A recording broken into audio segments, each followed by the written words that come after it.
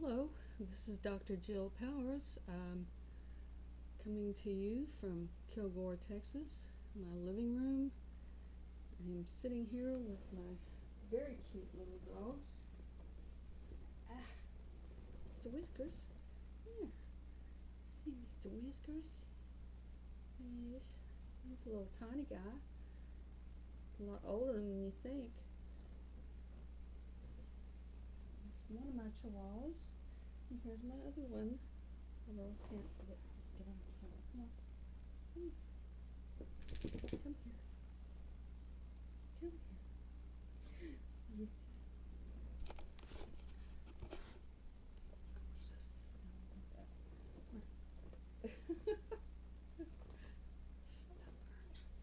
Stubborn. You're stubborn. We're gonna have a boxing match. Anyway. Whew. All right. Where do we begin? Well, as David Copperfield would say, we'll start at the beginning. I was born in Crosbyton, Texas, which is about 25 miles east of Lubbock, Texas. Yes, in the middle of the South Plains Sticks, or more appropriately, a canyon and desert. Tough country to grow up in, and give you a little background on myself. So, my birthday is July 7th, 1962. I have an older brother. He'll be 66 in a couple of weeks. And then I'll have my 62nd birthday on July 7th. Wonderful. Anyway, a little bit about me. Growing up, little community in Dickens County. Tough life. It's a tough life. My dad was a cotton farmer. Believe it or not, yes, a real live cotton farm. Well, not live anymore, unfortunately. He was born in rather unfortunate circumstances in 1932, and his mother died in childbirth with him, so I never knew my paternal grandmother. There goes my husband, John Powers.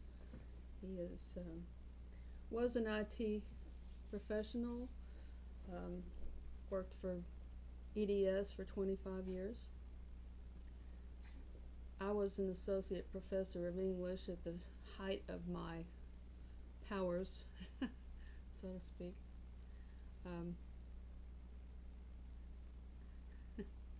Well, anyway, circumstances of my giving up tenure are rather an interesting story, but I've got a few other stories to tell before we get to that point, okay? We will get around to that. But anyway, me and my brother grew up there in West Texas. We were both eggheads. He was valedictorian of his class when we moved to Weatherford, and later on I graduated cum laude at my high school, although not at the very top of my class. Diet Coke, have to have this. Wet my whistle so I can continue to talk. Anyway, how did I go about getting my education and what? I was always winning awards because I was basically the black sheep of the family. My brother was a golden child, he could do no wrong and all that. And I grew up in his shadow, and I wanted to be like him in every way possible, so I did various things in imitation of him, I think, more than anything. But he's a good big brother, and he's suffering from cancer now, so and has been for the last 3 years. He had prostate cancer, metastasized to his spine, and he's still fighting it right now. So very worried about him. I'm worried about my mother. She had an accident this past weekend that landed her in the hospital. She was getting in her car trying to get some medicine for my 92-year-old stepdad. She's 86, and she took a header and wound up having to be ambulanced to Arlington Medical City. So she stayed in there for a couple of nights. It was not as bad as they thought. At first they thought she had a brain bleed, but she doesn't. So she's home now, resting rather uncomfortably, bruised from her forehead down to her chest. But thank God she did not pass away. We thought it was going to be something very, very bad, and she didn't have to spend any time in the ICU after all, so that was good. Anyway, my parents, they didn't have high school diplomas. Well, but they did have high school diplomas. What I'm saying, they did, but both from very small little West Texas towns. You probably never heard of Rawls. You probably never heard of Crosbyton. You probably never heard of Afton. Any of these places. I never heard of Spur. We went to school at Patton Springs at Afton. Begin with Whiskers. I'm taping. Damn it. This dog. Always barking at nothing like, a leaf blowing across the street. They'll start barking at that. So, I grew up, I would enter a lot of contests, very competitive. And I was a lone wolf then, and a lone wolf now, and even though John and I have been married 13 years, we could have been married 45 years, okay? We met in 1981, and we dated, and he married another woman, and that's how that part of my life went, and why we weren't together all that time. We hooked back up later, and, the rest is, they say, history. Anyway, it's getting rather long, isn't it? No, not really. It's only 7.5 minutes. So, anyway, my brother and I, we eventually, my dad had to quit farming because he had a temporal lobe epilepsy, which I don't know if you've ever watched The Exorcist. Whiskers, come on. You're breaking my back here, and I already have a broken back.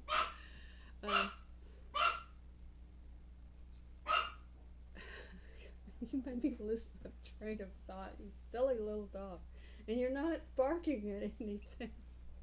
This is what's so funny about these chihuahuas. They're such ankle biters. Oh, they keep us endlessly amused.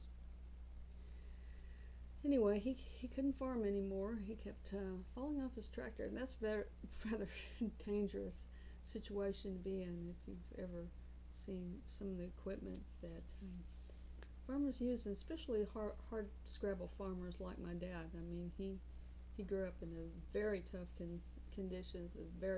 He's tall, 6'5", 250 pounds, solid muscle. Okay.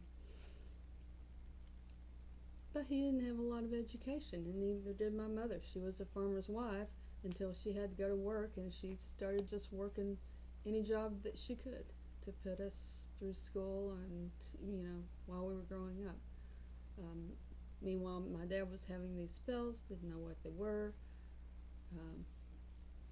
Anybody else to the naked eye would have thought maybe that he was a drunk, but he wasn't.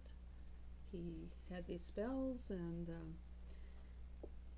we didn't know what was going on. It was very confusing, especially when you're 10 years old and, has these fits of violence. So, I competed in various things. UIL spelling, the county's spelling bee, the official national one. I won for my county for that when I was 11, and I was always competing in things like that. And then in high school, I became an officer of of the language club, which what they call the omnibus club. And I took 3 years of German, 2 years of Latin, and a year of French in high school. I took typing, and of course I took 4 years of marching band and symphonic band. Now, I should say 3 years of symphonic, 1 year of concert. And yes, I started playing the saxophone at the age of 10. I continued all throughout high school. I have managed to maintain some musical talent. I can read music, so anyway. Anyway, I am not the IT person, although I know more than most probably humanities majors would in the circumstance, although I'm not a media person, so you know, be gentle, okay? I'm trying to get used to this. I'm an old school type of person, which I'll go over when I start talking about a couple of my mentors who got me through into graduate school and through graduate school, and which was one of the toughest times of my life. Seeing as I had no support, I was working my way through the whole time, and I'm used to not working. It doesn't feel right to me, but there we go. Anyway, I will stop there for today, and I will continue rambling later on, and I wish you a fond farewell.